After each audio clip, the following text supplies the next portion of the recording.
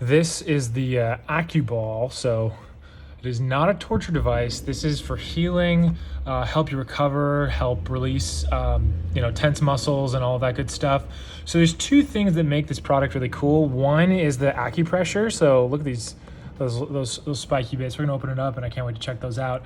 But second is the actual metals, the called organic metals, the copper, iron, silver, nickel, and zinc that actually help heat up the body and can really help with healing and the therapy that this can provide. So really excited to open this up and try it out.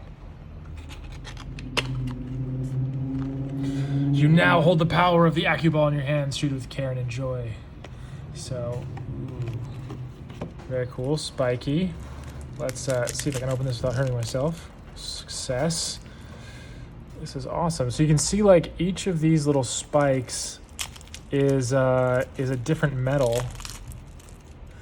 This is gonna take, some people, use lacrosse balls to roll out, tense muscles and stuff. This is definitely taking things to the next level. But yeah, this is super cool. I cannot wait to try this out. Use this on some tense muscles.